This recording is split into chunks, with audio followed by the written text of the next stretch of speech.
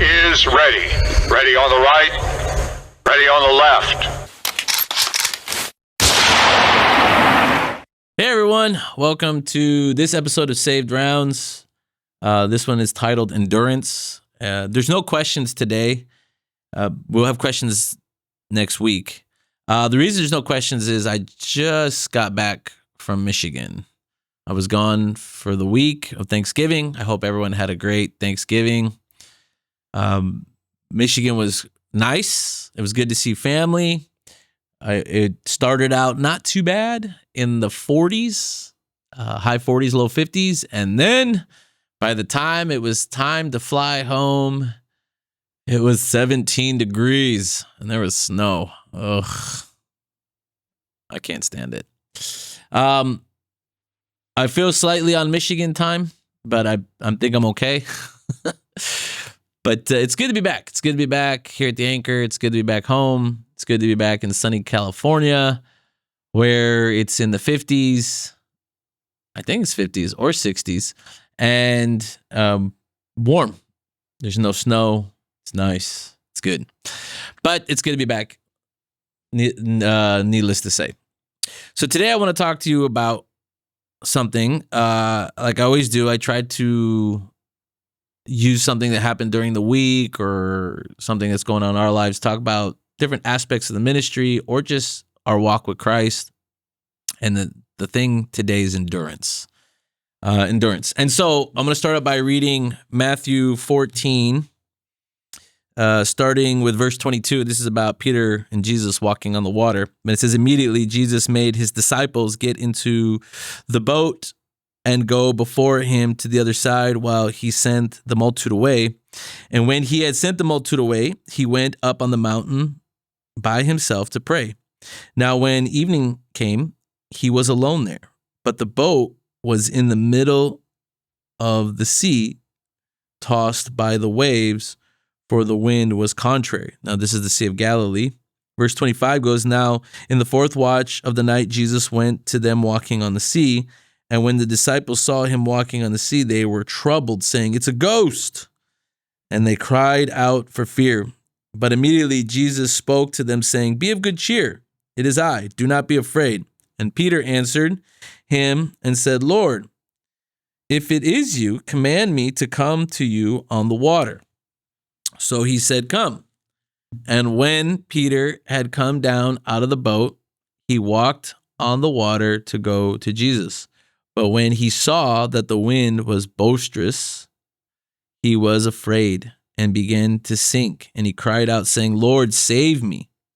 And immediately Jesus stretched out his hand and caught him and said to him, O you of little faith, why do you doubt? And when they got into the boat, the wind ceased. Then those who were in the boat came and worshipped him, saying, truly, you are the Son of God. Now, I want to use this to focus on something here.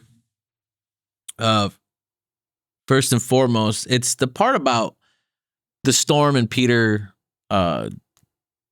recognizing the storm, and they were all afraid. And then Peter's like, Lord, if it's you, call me to come out to you. And he walks on the water.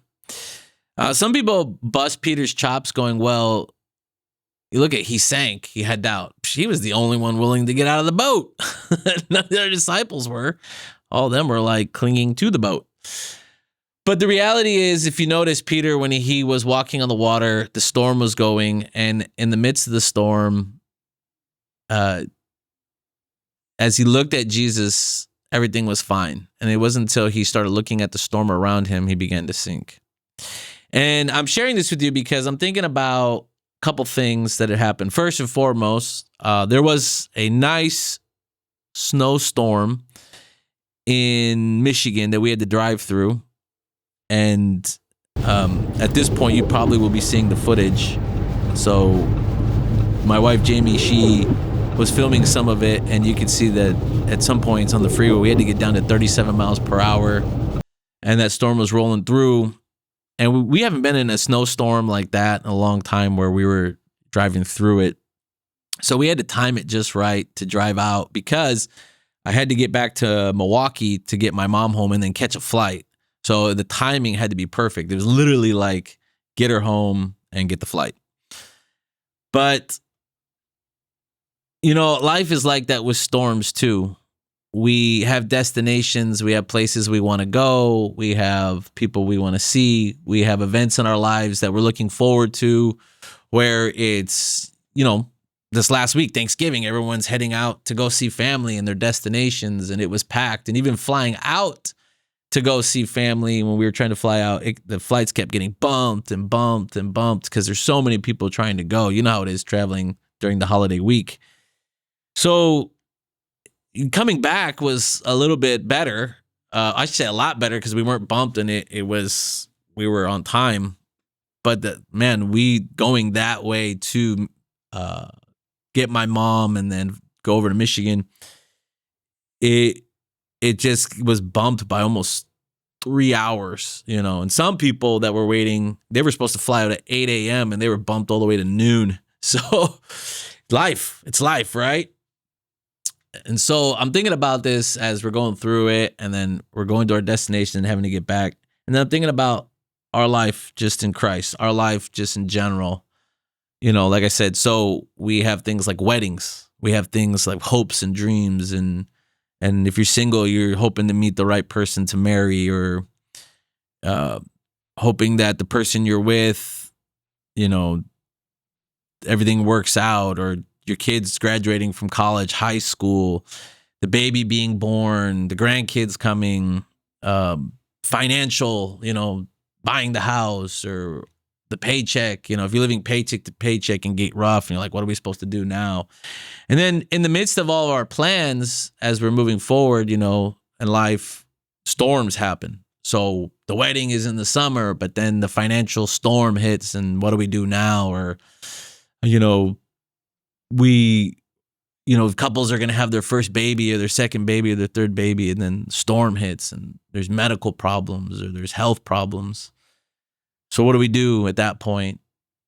All these different storms that hit us in life, all these different things that happen in the ministry. Storms happen. People quit. People don't do what they're supposed to do. I mean, it's if you are, first of all, if you're breathing and you're alive, you're gonna have storms in your life. Second, if you're following Christ, you're gonna have storms in your life. It just comes. The difference is, what do you do in the storms? So any person on planet Earth going through life is going to go through a storm. Financial, emotional, mental, something. Something's going to happen that brings a storm. There's going to be a financial problem. There's going to be family fighting. There's going to be a disagreement, a bad argument. There's going to be breakups. There's going to be death. There's going to be something. There's going to be loss of job, can't find a job, trying to apply to job after job after job, and it's not coming. There's some kind of storm that hits us in life, right? And the question is then, what do we do? What do we do when these storms happen? And it's about endurance. Endurance. That's why it's titled Endurance. It's about endurance. Because of the fact of the matter is, you have to endure through the storm. You have to endure through the storm. And Peter, here he's willing to get out of the boat, trusting the Lord. And as he's looking at the Lord, the storm doesn't do anything to him. He's just walking. He's just walking on this water. The waves, no matter what they do, it's walking up, walking down. Depending how the wave goes, it doesn't affect him. It's not until he starts looking at the problems of the storm around him that then the storm starts to overtake him and he starts to sink. And we're the same in life. See, the thing is you either are going to look at Jesus and go, okay, the Lord's got me, and I'm going to trust him through the storm, and you're going to make it through the storm. Or you're going to keep looking at the financial storm you're in, the emotional storm you're in. You're going to keep looking at whatever storm's hitting you at that time, and you're not going to make it. And so, for example, the footage, I sent it to Joseph so he could see, my wife recorded, and then we sent it to Joseph. But if you notice in the footage, there's a vehicle, big semi in front of us, has its hazards lights on, and I'm focused on the road and then that vehicle, because that's a heavier vehicle, and the heavier vehicle is kind of moving stuff out of the way. And as long as I kind of go where that vehicle's going, the vehicle we were in, which was a Jeep we rented, was holding traction well. Even though there were vehicles on the side trying to go faster, passing us on this, and it doesn't end well for some of them. But it's the same thing. If as I'm looking at that big semi in front of me that's laying the traction down, and then I know where to go because where his tires went, I went. We did well. If at any point in that storm, I started to look over what was happening off on the side of the road, what was happening up in the sky, happening in the other lanes, I could easily miss where I'm supposed to be. And in life, following Christ, it's the same. We can miss it during these storms if we're not focused on him, and then we're looking at everything else, and then we're going to get stuck, or we're going to start to sink or panic, or start to feel things like God doesn't love me, God doesn't care, what am I supposed to do?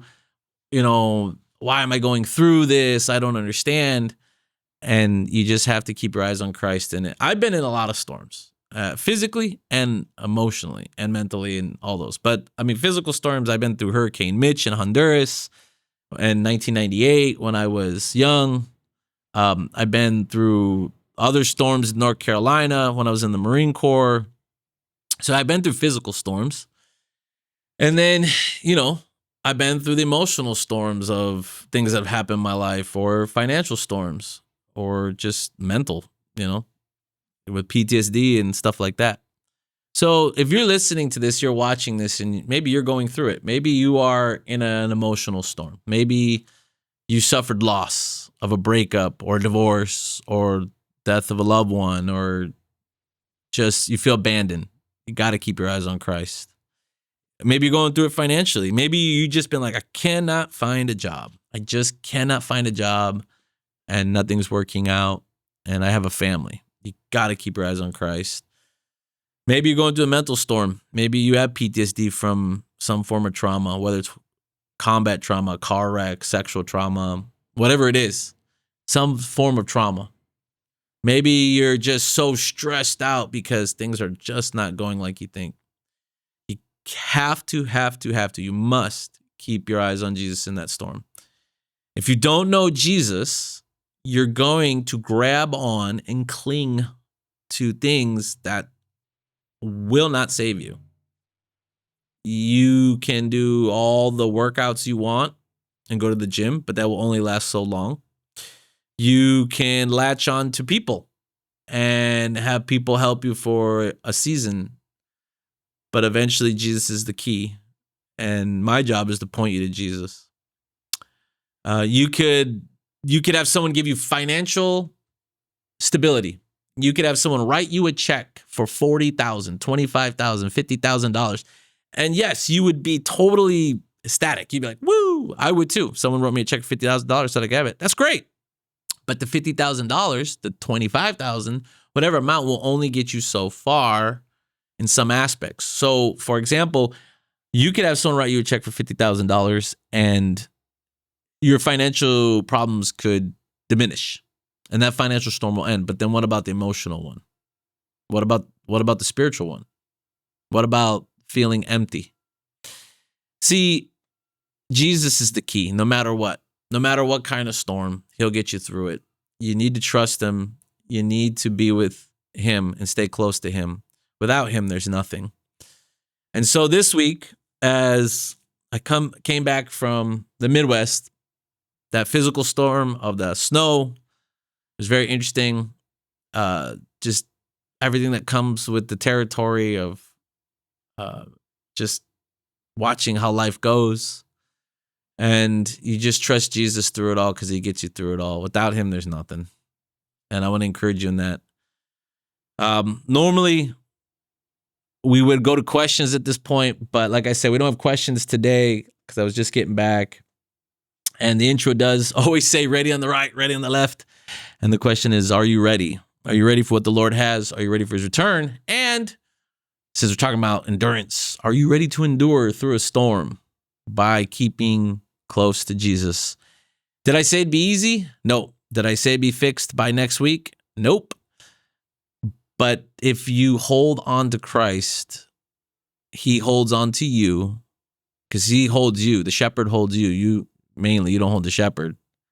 But the more he holds on to you and then you learn to hold on to him, you'll endure. you'll endure through a lot of things in life. So I want to leave it with that.